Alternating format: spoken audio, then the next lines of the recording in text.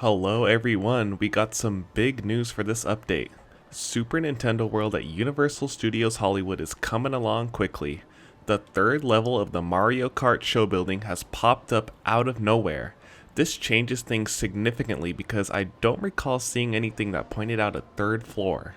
Now, this could be a different version just for the Hollywood park due to the space limitations. The idea of two levels was the main rumor going around for the longest time, and this third one is an interesting one. So, first let's talk about what it could be for. What part of the attraction could be held up there? The queue in the loading station was rumored to be on the second floor, and the main ride on the first floor.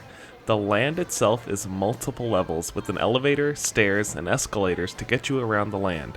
So you'd enter from the second level, but that's only a rumor. And Super Nintendo World in Hollywood is supposed to be smaller than the ones being built in Japan and the Orlando parks. What I think is possible with this third level is one, a whole bunch of switchback queues, and on the first and second floor will be the attraction itself, with the second having the loading and unloading platform. The second option for this third floor is just to hide the general backstage elements of the land and show building. This could be air conditioning units or electrical boxes. I bet the park is trying their best to hide the unthemed elements from guests throughout this land. The biggest problem with the Hollywood park is the layout. The upper and lower lot, which is reached only by the Starway escalators or by vehicle if one requests it. When traveling down the escalators, you can see everything on the lower lot. Everything including all the sound stages, ride buildings, shops, and offices. You can see the top of the roofs, the part that every theme park tries to hide since they look so unappealing. Super Nintendo World will most likely try its best to cover all the ugly backstage components if Universal cares about not ruining the illusion of the land. They may only be concerned about the immersion within the land only and disregard what guests can see standing outside of it. With restricted land in Hollywood, there may be some immersion breaks. For example, in the same park, the Wizarding World of Harry Potter has many immersion breaks, like being able to see City Walk buildings and the DreamWorks Theater from inside the land. We'll have to wait and see what the final plans are for the Hollywood version of Nintendo.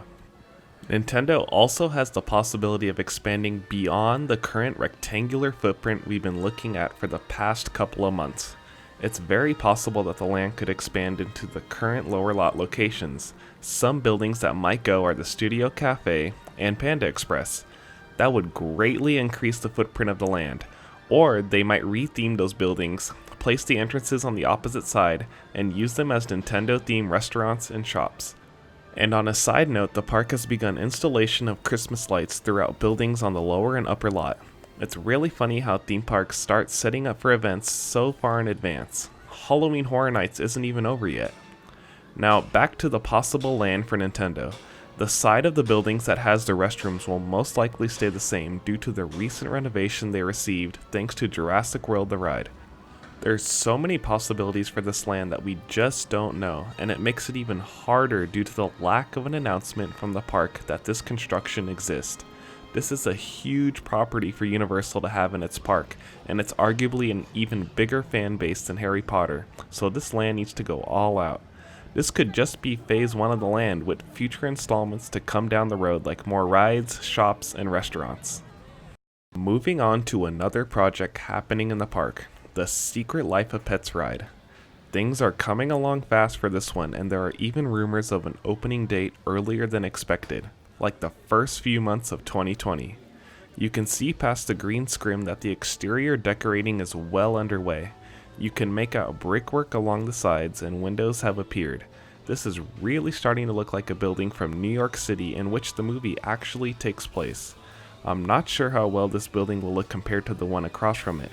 It's older and has a different theme, but I guess you have Super Silly Fun Land in the same area, so theming continuity is of little importance in this part of the park. Secret Life of Pets is going to be a unique ride system for Universal, and will definitely add variety to the park's lineup of attractions. It feels like this project has been forgotten about due to the other two big projects, Nintendo and Jurassic World, partly due to the fact that they have a bigger fan base. And finally, moving on to another upper lot attraction, we have some unfortunate news for those of you planning to visit the park in the next few weeks, and that is WaterWorld will be closed for refurbishment from October 15th to November 14th, basically a full month without this amazing show. We don't know much about what's going on with this refurbishment, but it's expected to have general fixes and updates such as new paint along the set. Well, that just about does it for this Super Nintendo World construction update at Universal Studios Hollywood.